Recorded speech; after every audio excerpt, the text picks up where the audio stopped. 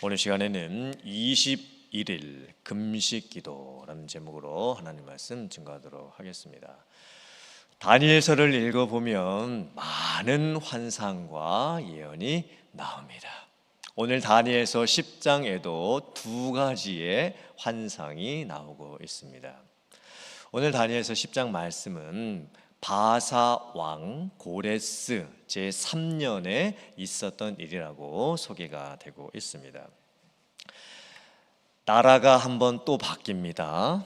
메데 바사 연합제국에서 이제 바사 페르시아 제국으로 나라가 바뀝니다. 왕도 또 바뀝니다. 다리오 왕에서 고레스 왕으로 바뀝니다.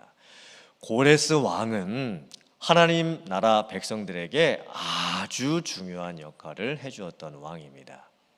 고레스 왕이 된 첫 해에 바벨론 포로 생활 70년을 마치고 고향으로 돌아가게 해주는 포로 귀환 명령을 내리게 됩니다. 드디어 하나님의 백성들이 바벨론 포로 생활 70년을 마치고 꿈에 그리던 고향으로 돌아갈 수가 있었던 거예요. 한번 생각해 보세요. 얼마나 기대가 되겠습니까? 얼마나 소망이 크겠습니까? 바벨론의 포로로 잡혀와서 70년을 보냈습니다. 그리고 이제 드디어 자기 고향 땅으로 돌아갈 수 있게 된 것입니다. 제1차 포로 귀환이 이루어지게 됩니다. 많은 하나님의 나라의 백성들이 이제 고향으로 돌아가게 되었습니다. 그런데 고향에 돌아가 보니까 모든 것이 황폐화되어 있습니다. 다 무너져 있습니다. 그래서 다시 집도 지어야 됐고 땅도 다시 갈아야 했고 무너져 있는 모든 것을 다시 처음부터 다 회복시켜야만 했습니다. 다시 고향에 돌아와서 먹고 살기 위해서 피나는 노력을 해야만 했습니다.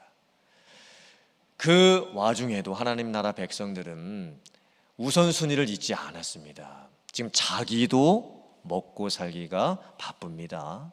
그런데 하나님 나라 백성들이 어떻게 생각했냐면 성전 재건을 우선순위로 놓았습니다. 예루살렘 성전도 다 무너져 있었거든요. 그래서 고향에 돌아왔을 때 성전을 다시 재건하기로 마음을 먹습니다. 얼마나 또 큰 소망이 되겠습니까? 바벨론 포로 생활 70년 하면서 하나님께 마음껏 예배도 드리지 못했습니다. 이제 고향에 돌아와서 하나님 백성들이 성전을 재건하고 다시 하나님 앞에 예배드리고 마음껏 찬양하고 기도하고 말씀들을 소망을 갖게 되었던 거예요. 그런데 성전 재건 공사를 착공하자마자 대적자들의 핍박이 일어나게 됩니다. 그리고 곧 성전 재건이 중단이 되고 맙니다. 이때가 바로 고레스 왕제 3년 BC 536년이었습니다.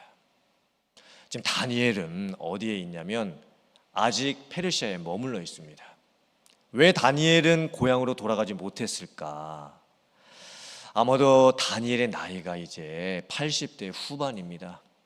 이제 다니엘서 10장에는요 다니엘의 나이가 거의 90세 정도 됩니다. 상당히 나이가 많이 드신 노인이시지요.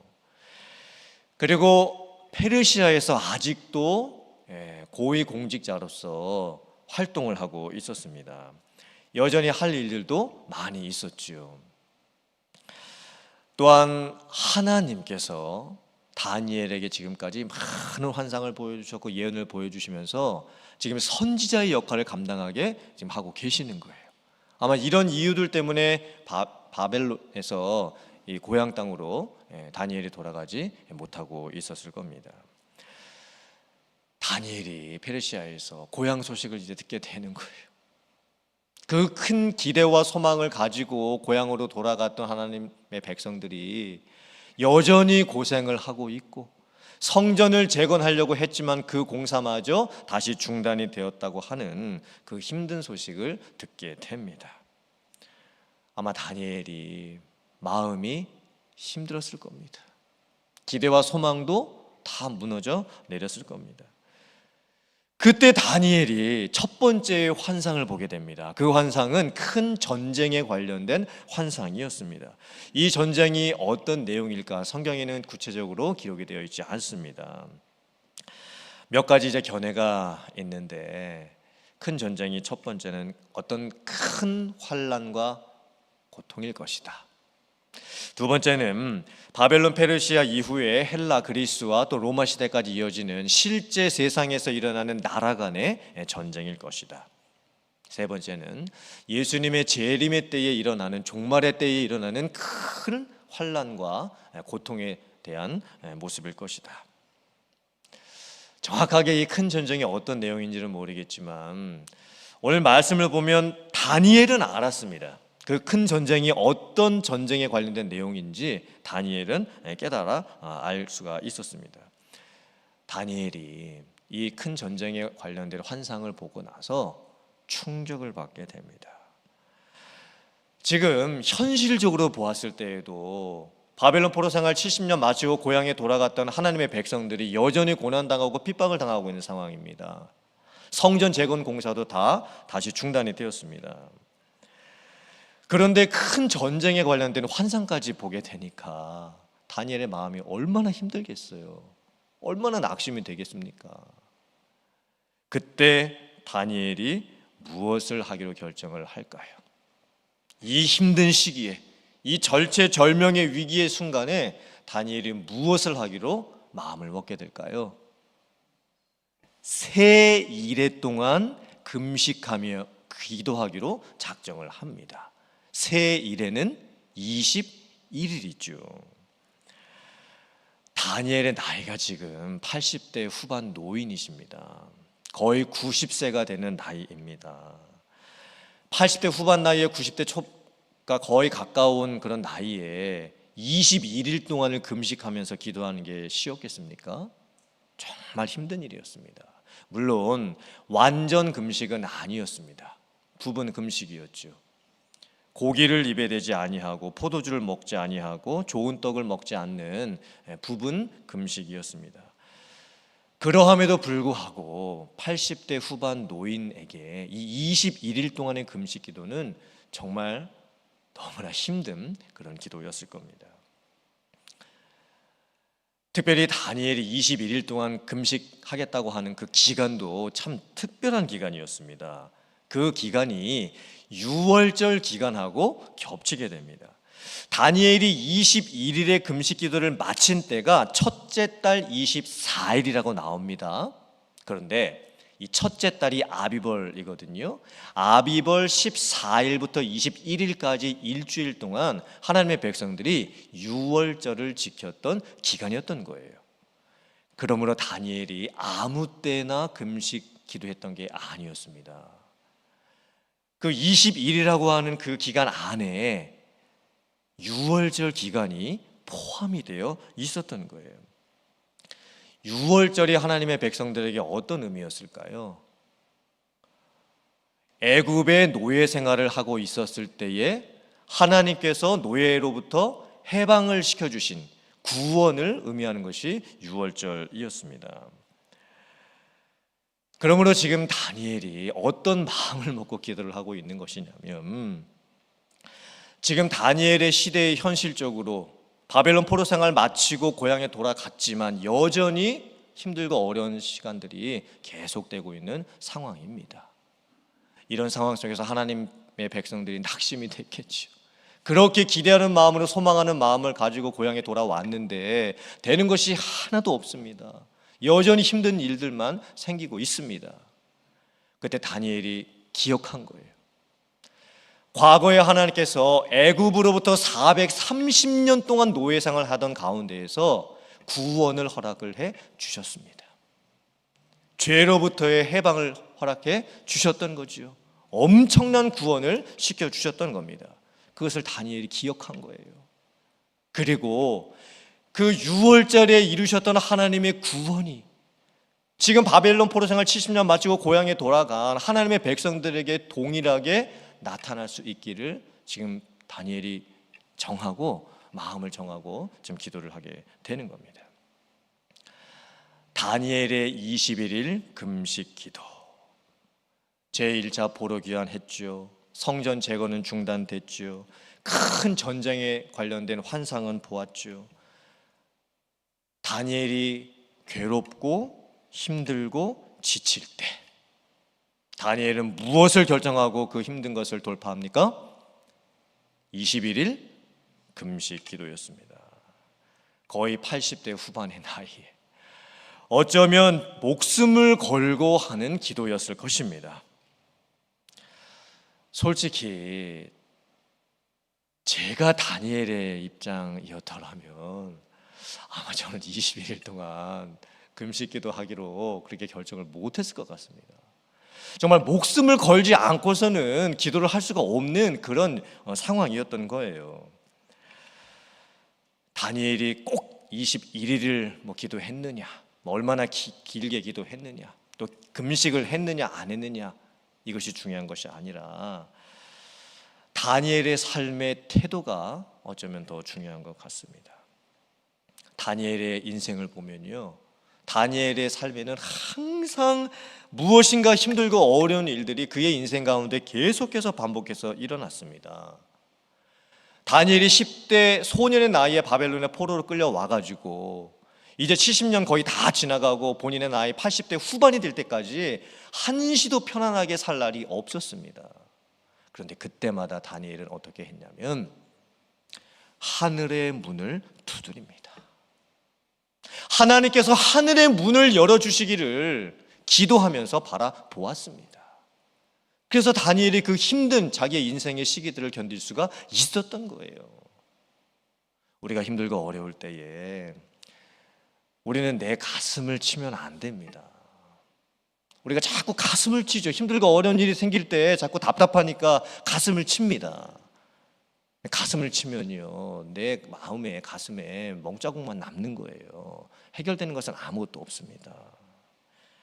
우리들의 삶에도 힘들고 어려운 고통의 순간들이 찾아올 때에 기도를 작정하고 하늘의 문을 두드릴 때에 하나님께서 하늘의 문을 열어주시고 놀라운 은혜와 역사를 일으켜 주실 줄 믿습니다.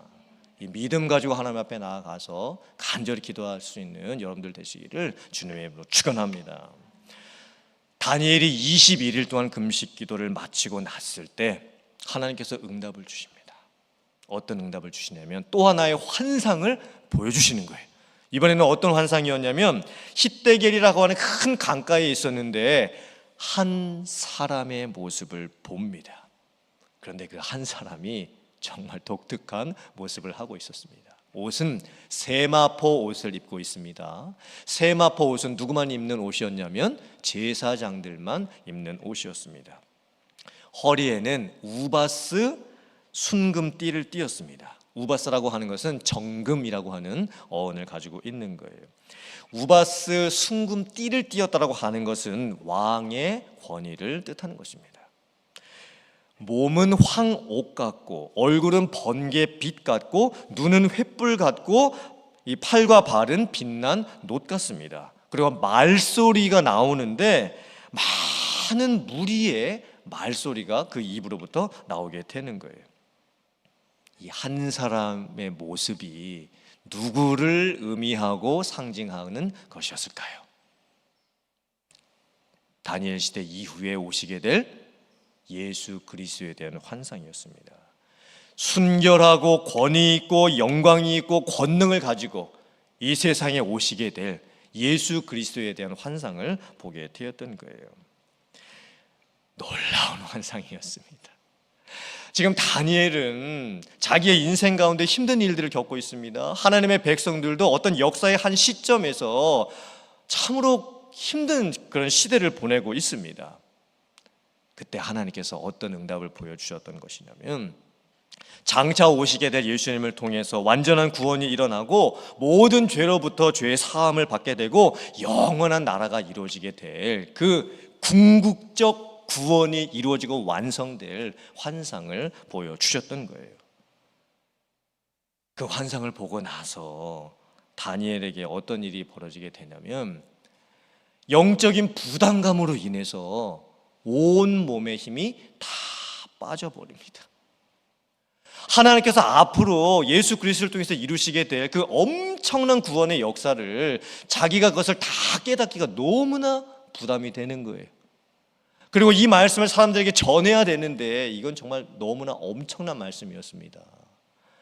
지금 하나님께서 그 당대에 일어나게 될 역사적인 환상도 보여주시고 장차 이루어지게 될 하나님 나라의 완성에 대한 그 환상도 보여주시고 또 예수님에 대한 환상도 보여주시면서 솔직히 이런 이 내용은요, 다니엘이 혼자서 감당하기가 이게 너무나 벅찬 내용들이었습니다. 그래서 다니엘이 어떻게 될까요? 음성을 들을 때 얼굴을 땅에 대게 되고 잠이 들어버리게 됩니다. 잠이 들었다라고 하는 것은 그냥 육체적인 잠을 잤다는 의미가 아닙니다. 이것은 영적으로 완전히 소진이 되어서 정신을 잃고 쓰러질 지경이 됐다는 그런 뜻인 거예요. 왜 다니엘이 이렇게까지 되었을까요? 하나님께서 보여주시는 앞으로 되어질 그런 일들을 자기가 혼자서 깨닫고 감당하기에는 이것이 너무 큰 것이었습니다. 너무 벅찬 것이었습니다. 그러니까 하나님의 은혜가 너무 많이 부어지다 보니까 자기의 육신이 그것을 감당을 할 수가 없었던 거예요. 그래서 그 육신이 소진되어서 땅에 쓰러져 버리게 되는 거예요. 지금 다니엘의 이 상황을 한번 잘 보세요. 지금 개인적으로 모든 소망이 다 꺾여 있는 상황입니다. 바벨론 포로 생활 70년 마치고 고향에 돌아갔을 때 성전 재건이 중단됩니다. 대적자들이 여전히 핍박을 하고 있는 상황입니다. 그리고 자기는 지금 80대 후반의 나이가 되었습니다. 이제는 더 이상 육체적으로 무엇인가 힘을 내서 할 수도 없는 상황입니다. 그런데 하나님께서 자기에게 앞으로 되어질 놀라운 일들을 계속 말씀을 해주시는 거예요. 자기가 감당하기 너무 힘든 하나님의 그 말씀을 계속 부어주시는 거예요. 이건 너무 한편으로는 벅찬 은혜였습니다. 은혜를 부어주시는데 너무 엄청난 은혜를 부어주시는 거예요. 그러니 다른 한편 이것은 감당하기 힘든 엄청난 헌신을 해야 되는 그런 상황이었던 거예요. 영적 부담감이 너무 큽니다. 얼마나 그 영적인 부담감이 크면 그 육체가 다 힘이 빠져가지고 쓰러져 버리겠어요. 근데 가만히 오늘 이 말씀을 묵상해 보면요, 우리도 이럴 때가 있습니다. 하나님께서 우리들에게 한편으로 은혜를 많이 주시면서 그때 다른 한편으로 우리에게 많은 영적인 부담을 주실 때가 있어요. 특별히 교회를 사랑하고 교회를 위해서 헌신하게 되는 분들에게 이런 은혜와 동시에 영적인 부담감을 하나님이 때때로 많이 주십니다. 예배 드리고 말씀 보고 기도하다가 보면 은혜가 임하지요. 그때 하나님께서 나에게 맡겨주시는 어떤 사명감이 생깁니다. 교회의 연약한 부분들이 보입니다. 내가 무엇을 더 해야 할 것인가, 내가 이 상황에서 어떻게 더 헌신해야 할 것인가, 그런 부담감이 막 밀려올 때가 있습니다.